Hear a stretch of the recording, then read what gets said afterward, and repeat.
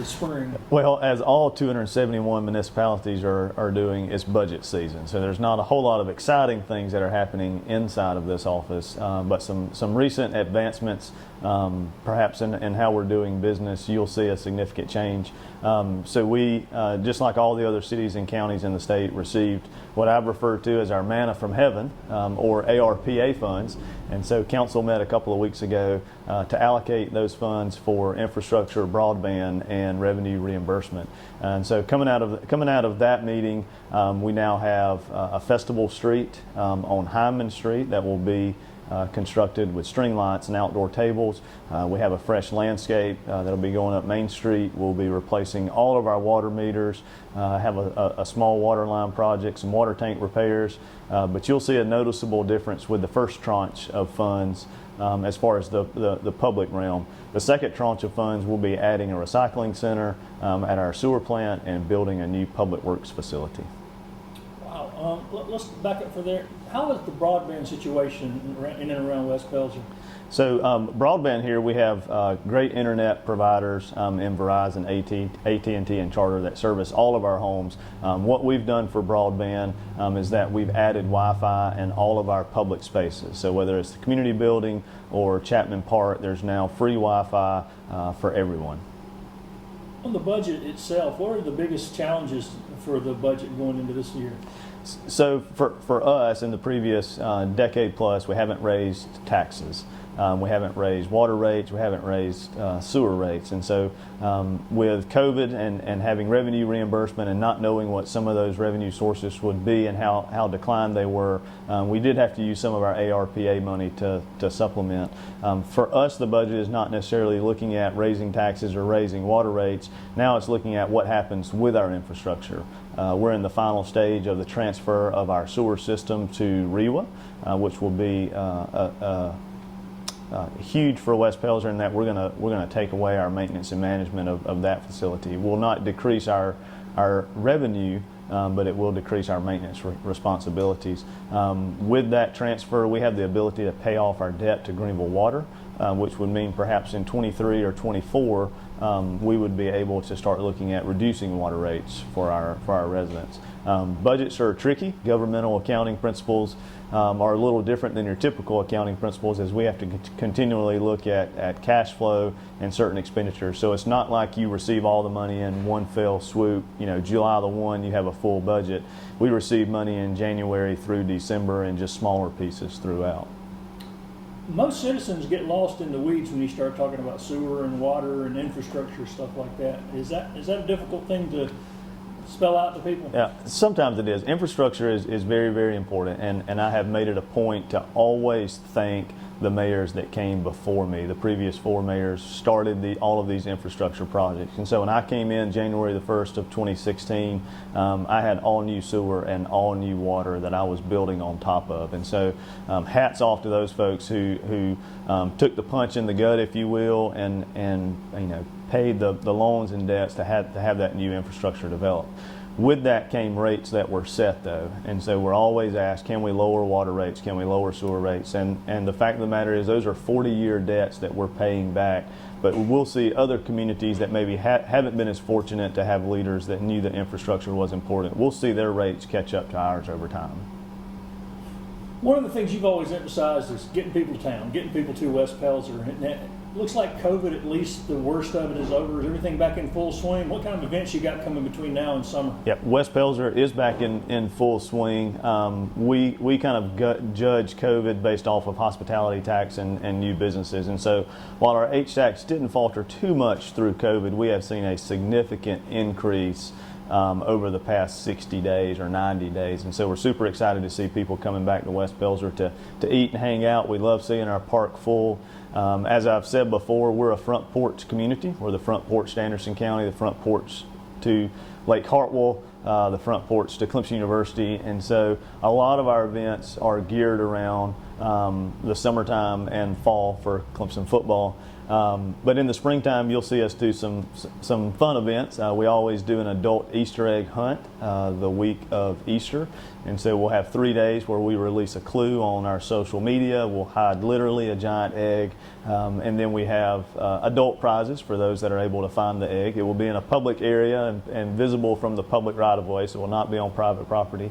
But in previous years, we've given away fishing rods, bottles of wine, 6-packs of, of beer and Dr. Pepper, and kind of party packages, if you will. So we'll continue that this year. We also do a Mother's Day and Father's Day giveaway every year. So we'll be releasing that information on our social media as well. And that's for residents in town or out of town to nominate their mother or father of the year award. Those mothers or fathers must live in West Pelzer, but then we always donate to the winner. Their gift is a rocking chair, and that's to reinforce that front porch mentality. And then in April, we have one of our larger events that's put on by a private company in town. The Westies Vintage Market will be the third week in April, from 9 to third Saturday in April from 9 to 3. And that's a great event with 40 plus vendors, arts, crafts, vintage heirlooms, food trucks, all the fun stuff. We'll take a slight break from there as we move into summer and help support some of our neighboring communities. So the town of Williamston has a wonderful celebration festival for July the 4th, and we encourage you to participate in their events as well. And then we'll kick off with our dog days of summer in August and head into our fall season, which is fully packed of events for children, vintage markets, arm wrestling competitions, mile-long yard sales, Christmas parades. That's when we shine the most, and we're looking forward to that season as well. Recreation outdoor opportunities. I know you've been working on that with both the Saluda River and potential for a trail and things. Where are you on that? Yep. So last year we did a long-term lease on 10 acres of property along the Saluda River, and that was to give us a front porch to the river off of Highway 20. We've secured some water rec funds so we can start building the first section of trails and picnic tables and shelters down there. We're just working on public access through a wetland at the moment. We've been partnering with the town of Pelzer and Scout Development as they're building some new homes along the river, and the Heritage Commission has retained a 30-foot easement along that river that actually connects to Riverfront West. We've also been partnering with Williamston to look at Depot Road. All three cities passed a resolution last year highlighting Depot Road as a major pedestrian and bicycle corridor, and so we're still looking for funding for that 10-foot wide sidewalk along what would be the north side of Depot Road. All three communities regularly communicate and discuss bicycle and pedestrian activity with Anderson County as a whole, as we're always looking to how do we connect to Piedmont, how do we connect West Pelzer through Williamston to Belton. Those are all opportunities that all the mayors frankly are looking at together. We just need that large funding source. So Duke Energy, BMW, Michelin Tire, we'd love to have you support that. Well, your other day job that pays the bills, you're a city planner and consultant and things. How important is it to have those outdoor opportunities, trails, particularly the Saluda River, to a community like West Pelzer? Absolutely. Trails transform communities. That's evident when you go to Travelers Rest, when you can go to Charleston, when you can see the on-street bike lanes in, and off-street bike lanes in Hilton Head and Bluffton and Myrtle Beach. All of those places rely on bicycle tourism. Mayor Knox says it best in some of his speeches where he talks about finding your waterfall, and sometimes that waterfall is literally a waterfall, as is Greenville, and other places maybe like West Pelzer we have to search for our waterfall. Maybe that is connecting to the waterfront that becomes or that makes West Pelzer a destination. Perhaps it is that 2 or 3 mile greenway along the Saluda River that connects Williamston, West Pelzer, and Pelzer together. Mayor Riley, who has become a good friend of mine, also says it best in that a mayor's job is to be the chief storyteller. And a friend of mine, Bill Eubanks, says that the mayor's job is to be the chief urban designer. And so, yeah, my worlds, a lot of time, they're just interwoven together as I think about how people are using the public spaces. The importance of a festival street may not seem like a big deal to many, but that's a pedestrian street that we can close off at certain times to have public events and outdoor gatherings, or frankly just close the street off and move some tables out so you can eat from Baby Sumo or the coffee shop, which will be coming back soon, or Milltown Place, get your food, eat outside, and enjoy the perfect weather that we have. And I think it was just getting going last time we met, but like you just mentioned sumo, you've got some places to eat here now. You said the coffee shop's coming back soon. How close are you to being pretty close to walking self-sufficient now? I wish we could say that West Pelzer would be self-sufficient one day. We understand that there are needs outside of the community, and so we think about, perhaps restaurants that have a $25 plate. Well, we don't have the demographics within our 5 or 10 mile radius to support that. So we encourage you to visit some of our neighboring communities. You can still eat local and eat from a locally owned business. And leave West Pelzer, and we totally support that and understand. We also know that we'll never have a grocery store in town. As we look at market leakage and studies, we know that with Food Line in Pelzer and with the prospect of Ingalls in Williamston, that we're not going to be able to support a grocery store. So we know that you need to leave the area for those things. But again, we're okay being that bedroom community where perhaps you do leave to go eat a fine dinner one night, or you do work out of town, but you still have the opportunity to spend the majority of your time here with your family, which we have always said is the most important thing about West Pelzer, is the people in the community that make it home. And housing in the city, is it still pretty close to full? I mean, do y'all have any housing coming available?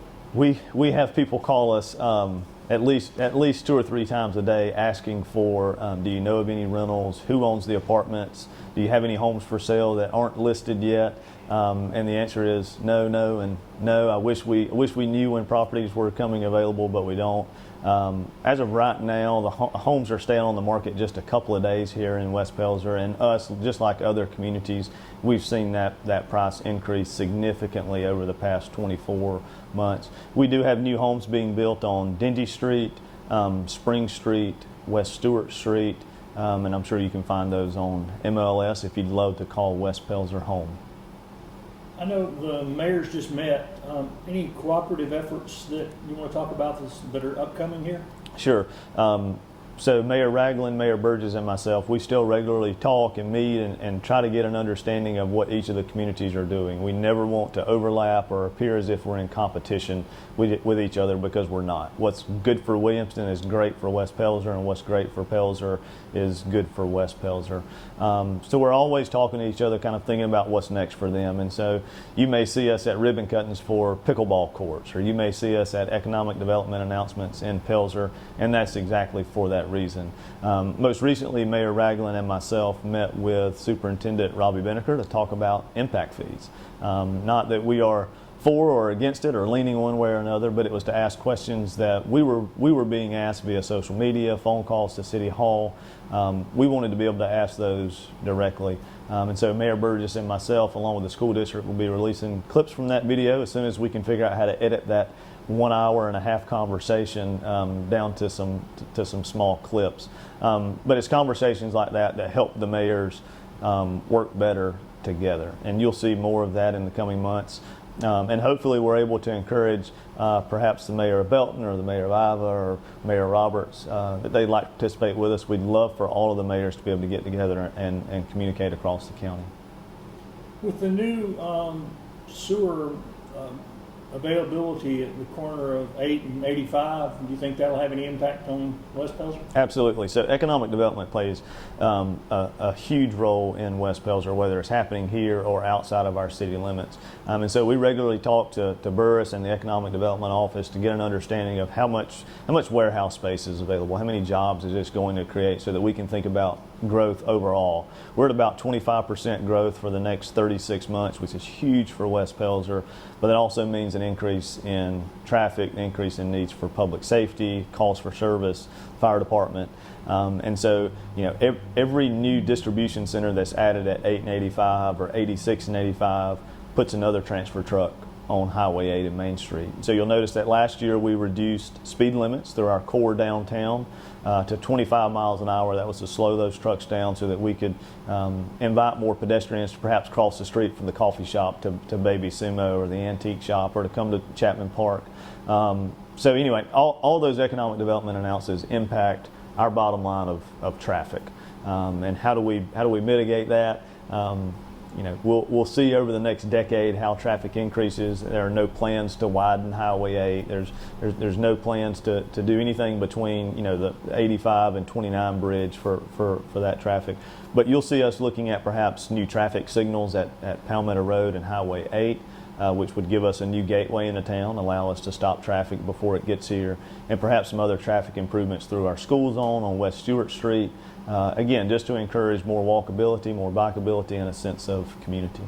But it's interesting to think, as a 40-year-old mayor, I mean, I started this as the second youngest mayor in South Carolina, definitely the youngest in Anderson County.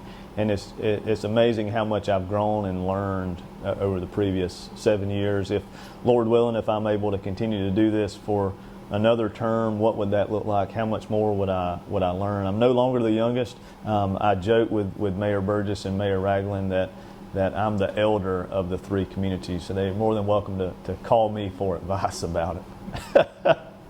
I know what I was going to ask you is you mentioned what's the roads situation over here? Do y'all have, I mean, I know you've got state roads and county roads and everything. What's the main issues y'all have with the roads? Y'all need any road money? Everyone needs road money.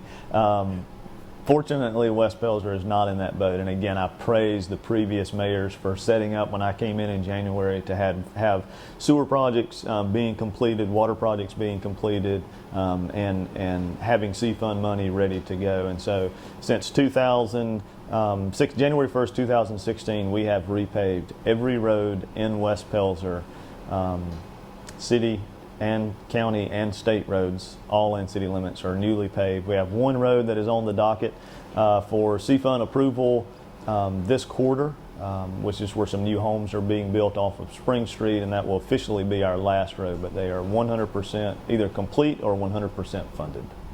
Not many places can say that. Not many places can say that. And you just mentioned some new homes out there. How many new homes are they building up there? So that was formerly a mobile home park about 20 years ago, and as council passed in 2011 to not allow any new mobile home parks or mobile home replacement, it was time for that property to be transferred out. And so there were approximately 20 mobile homes over there at one time, and that's going to be 15 new single-family residences off of Spring Street. I think the first two are complete. It's a local builder with a local investor, and they're building those to suit as people purchase lots down.